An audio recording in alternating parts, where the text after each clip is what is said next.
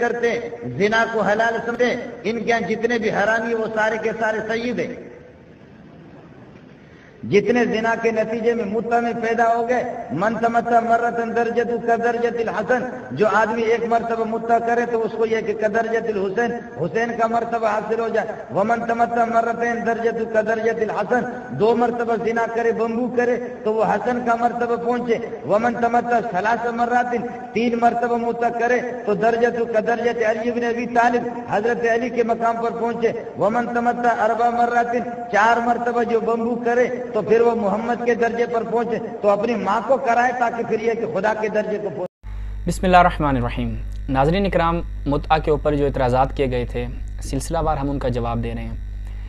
آج کی اس قسط میں جو ان کے باقی کے اعتراضات رہ گئے تھے، انشاءاللہ آج ہم کوشش کریں گے کہ مکمل طور پہ ان کے جوابات دیں۔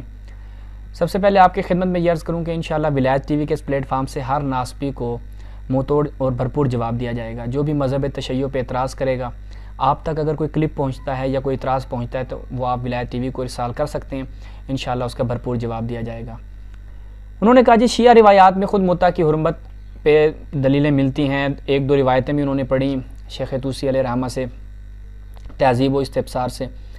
اب ناظرین ان روایات کے خود اگر نیچے آئیں تو جو ان روایات کی توجیہ بیان کی ہے کہ ان کو تقیہ پہ حمل کیا جاتا ہے، اس کے علاوہ آپ وسائل الشیعہ میں جائیں، تقریباً 224 کے قریب روایات ملتی ہیں، یعنی ان دو روایات کے مقابلے میں کہ جن کی توجیہ پیش کی جاتی ہے اور ان کو تقیہ پہ حمل کیا جاتا ہے، اور ان کی سند میں بھی جو ہے وہ اعتراض وارد ہوتا ہے۔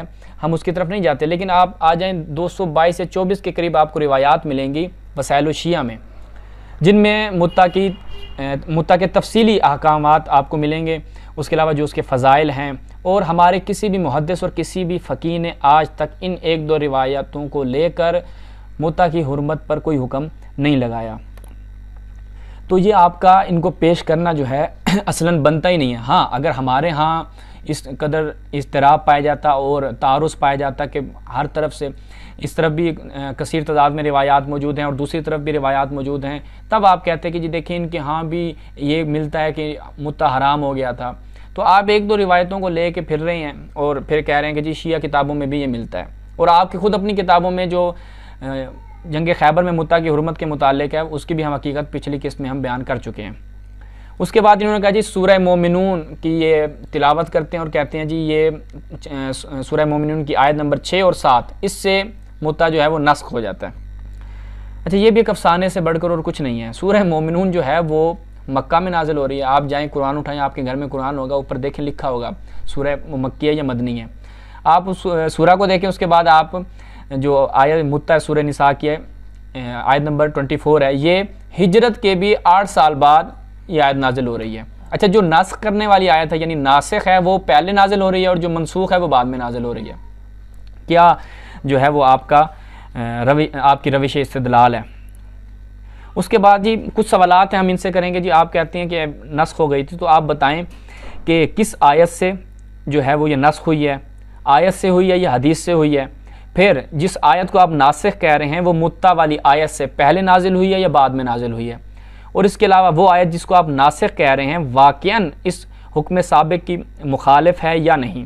اور آپ ہمیں یہ بھی بتائیں، چونکہ آپ کا دعویٰ ہے تو اس کو نسخ کے اوپر جو دلائل ہیں وہ بھی آپ نہیں دینے ہیں کہ حدیث سے آیت کا حکم منسوخ ہو سکتا ہے یا نہیں۔ شافعیوں کے نزدیک تو یہ پکا ٹھکا عقیدہ ہے اور امام شافعی کا قول بھی ہے کہ آیت جو ہے وہ حدیث سے نسخ نہیں ہوتی۔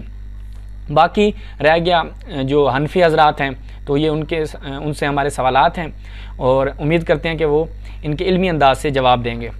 اس کے بعد ناظرین جو خود سورہ مومنون کی جو یہ آیتیں پیش کی جاتی ہیں کہ متع جو ہے وہ نسخ ہو گیا تھا، اس کے اوپر جو تفسیر کشاف ہے زمخشری کی، اس میں بیان کیا جاتا ہے کہ اگر تم مجھ سے سوال کرو کہ متع کی حرمت پر یہ آیت دلیل ہے یا نہیں تو میں کہوں گا نہیں ہے، گالی مکی۔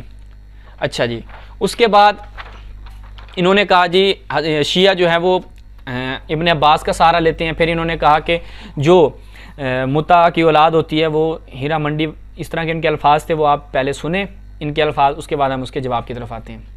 نکاح عورت کو عزت فراہم کرتا ہے اور متع عورت کے لیے ذلت کا باعث ہے، جبکہ متع کی صورت میں جو اولاد پیدا ہوتی ہے اس کا پتہ ہی نہیں ہوتا کہ اس کا باپ کون ہے، اس کا باپ ہی نامعلوم ہوتا ہے، اور پھر وہ ہیرا منڈیوں کی اولاد اور بچیاں زینت بنتی ہیں، وہ کبھی بھی صحیح طریقے سے تربیت نہیں پا سکتی۔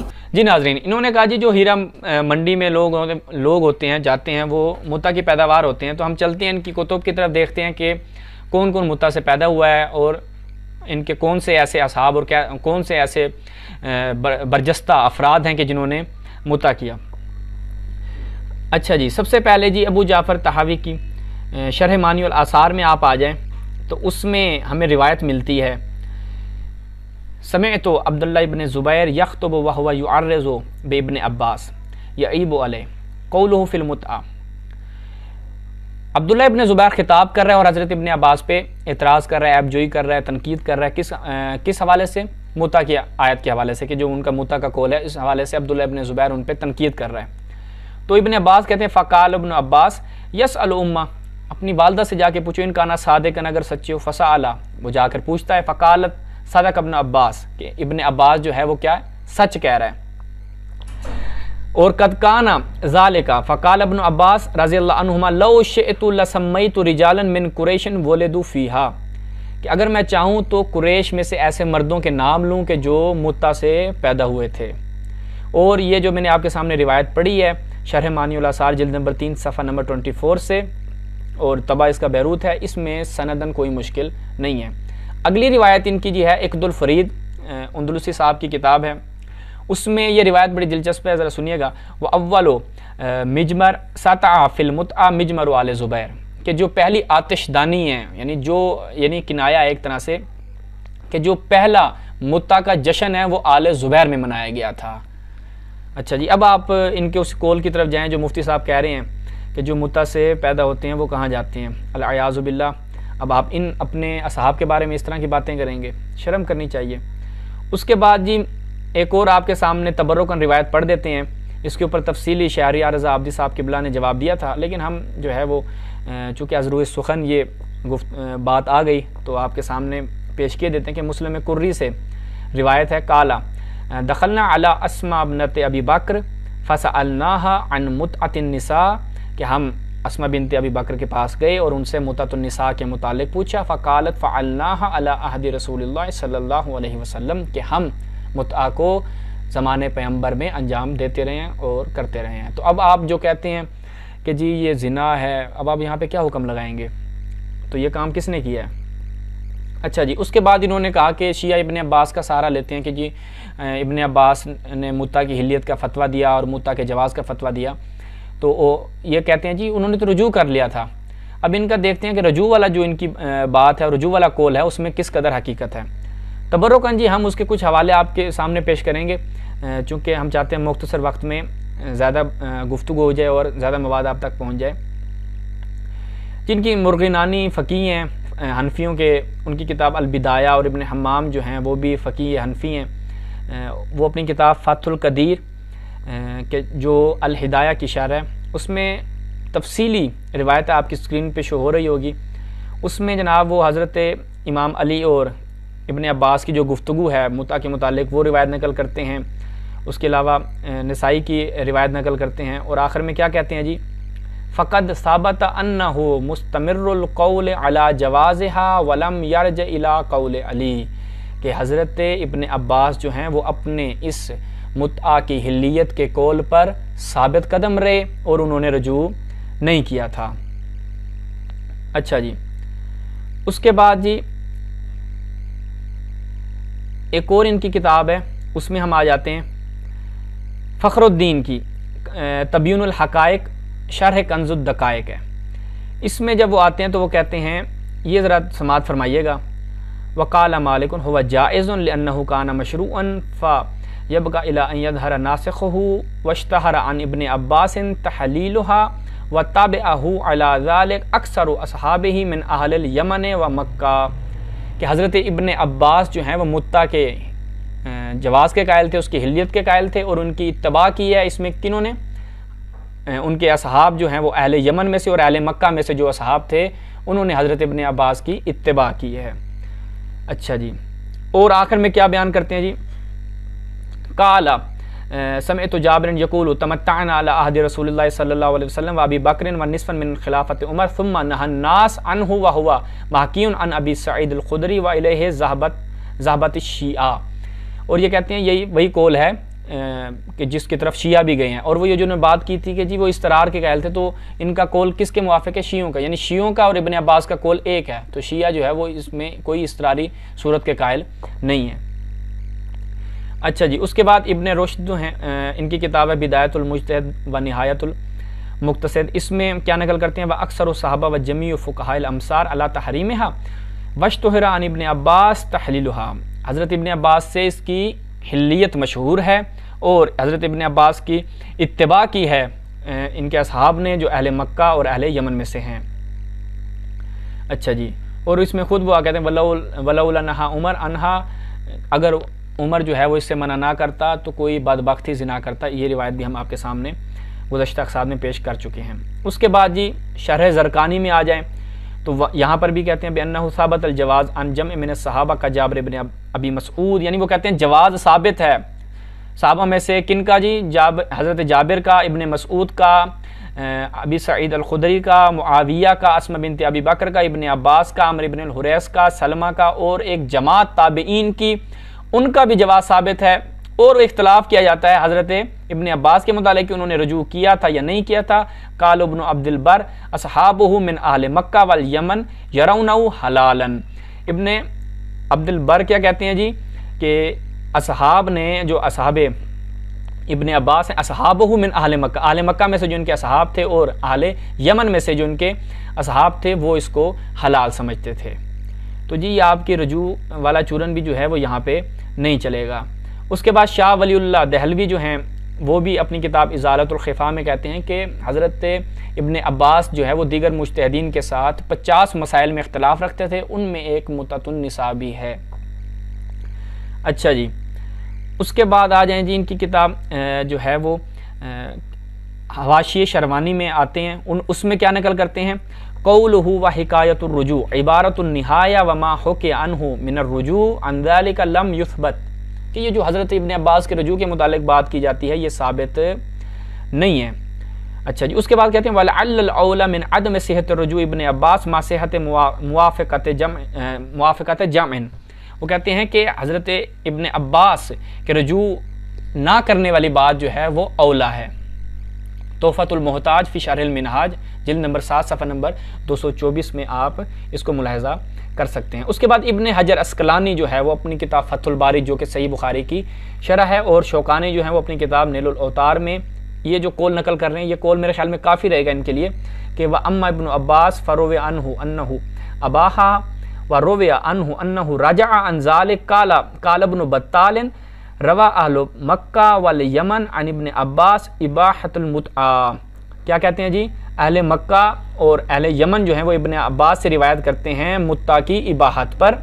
آگے کیا کہتے ہیں وَرُوِيَ عَنْهُ الرُّجُوعُ بِأَسَانِيدِ ضَعِيفَةٍ. یہ جو حضرت ابن عباس کے متعلق بات کی جاتی ہے کہ انہوں نے رجوع کر لیا تھا، ان کی تمام کی اسانید ضعیف ہیں، یعنی قابل استناد نہیں ہیں. اچھا جی، یہ فتح الباری میں آپ ملاحظہ کر سکتے ہیں. اس کے بعد الاستذکار میں بھی جائیں تو وہاں پر بھی یہی ہے کہ ان کے ابن عبد البر جو ہیں وہ کیا لکھتے ہیں کہ یہ جتنے بھی آثار ابن عباس سے ملتے ہیں کہ انہوں نے رجوع کر لیا تھا، یہ سارے کے سارے کیا ہیں؟ ضعیف ہیں. تو یہ بھی آپ اس کا حوالہ اپنی اسکرین پہ ملاحظہ کر رہے ہیں. اس کے بعد عمدۃ القاری میں آ جائیں، قاضی بدر الدین عینی جو ہے وہ کیا نقل کر رہے ہیں وَأَمَّا الصَّحَابَةُ فَإِنَّهُمْ اخْتَلَفُوا فِي نِكَاحِ الْمُتْعَةِ فَذَهَبَ ابْنُ عَبَّاسَ إِلَىٰ إِجَازَتِهَا فَتَحْلِيلِهَا لَا خِلَافَ عَنْهُ فِي ذَلِكَ. وہ کیا کہتے ہیں کہ صحابہ جو ہے وہ ان کے درمیان اختلاف رہا اور ابن عباس کا کیا اعتقاد تھا کہ وہ اس کو جائز سمجھتے تھے.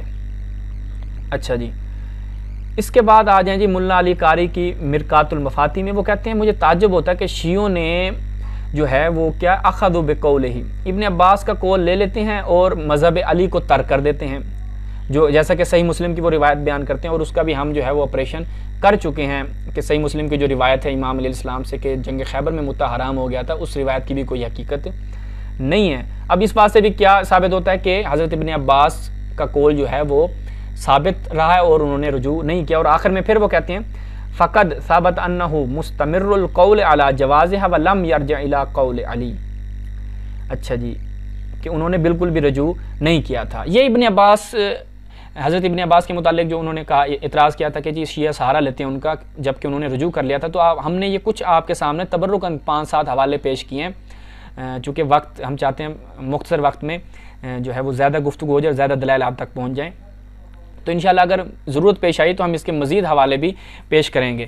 اب ناظرین آپ نے دیکھا کہ حضرت ابن عباس والی بات بھی ان کی بالکل غلط ثابت ہوتی ہے. جو انہوں نے نسخ والی بات کی سورہ مومنون کی تلاوت کی وہ بھی غلط ثابت ہوتی ہے. شیعہ روایات کی طرف گئے اور کہا جی ان کے ہاں اتنے فضائل ہیں. بھائی جب ایک چیز جائز ہے، سنت رسول ہے، تو پھر آپ کے مذہب میں اگر کوئی رسول اللہ کی پیروی کرتا ہے اس کو گناہ ہوتا ہے؟ جو آپ کہتے ہیں جی ان کے العیاذ باللہ دیکھیں اتنے فضائل ہیں، اتنا ثواب ہے اس کا، وہ بھی ثواب ہی ہوگا جب آپ ایک سنت رسول کو فالو کریں گے، عمل کریں گے تو ثواب ہی ہوگا. آپ کے ہاں تو متع کو حرام قرار دے دیا گیا. آپ طلاق کی نیت سے عقد کریں وہ جائز ہے، مسیار جائز ہے. ہم اس کی ابھی تفصیل میں نہیں جا رہے مسیار کی، وہ ہم اپنے ایک سیشن میں اس کی تفصیلات بیان کر چکے ہیں. اس کے بعد سب سے بڑھ کے ناظرین آپ دیکھیں حضرت ابو حنیفہ جو ہیں وہ کہتے ہیں اگر آپ کوئی خاتون اجارے پہ لیتے ہیں، کرائے پہ لیتے ہیں اور آپ اس کے ساتھ جو ہے وہ عمل انجام دیتے ہیں تو اس پہ آپ پہ کوئی حد جاری نہیں ہوگی. پھر ان کے مولوی اس کی تعویل کیا کرتے ہیں جی اس میں شبہ پایا جاتا ہے کہ یہ بھی نکاح کی طرح ہیں. اچھا متع کو یہ حرام قرار دیں گے، زنا قرار دیں گے اور اس طرح کے کام کو چھٹی ہے جی، رخصت ہے آپ کو انجام دیں. اس کے بعد آپ کے اوپر اگر شہوت کا غلبہ آ جاتا ہے، متع نہیں کرنا آپ نے، چونکہ حضرت عمر نے کہا تھا حرام ہو گیا ہے. اب اس کے حضرت عمر کے قول کی تعویل کے لیے جو اتنے سارے یہ یعنی وہ پیش کرتے ہیں، حوالے پیش کرتے ہیں اور اتنے سارے دلائل پیش کرتے ہیں جن کی کوئی حقیقت نہیں ہے. اب وہ متع آپ نے نہیں کرنا. ہاں اگر آپ کے اوپر غلبہ پا جاتی ہے آپ کی شہوت تو آپ نے مسٹربیوشن کر لینی ہے، ان کے ہاں ملتا ہے، ٹھیک ہے، استمناء کر لے. اور خاتون بھی یہ کام کر سکتی ہے. اب وہ سبزیاں بھی جو ہے ساتھ اٹیچ کر دیتے ہیں، یعنی اس طرح کے فحاشی پہ مبنی جو ہے وہ ان کے ہاں فتاوی ملتے ہیں. لیکن متع نہیں کرنا، متع زنا ہے.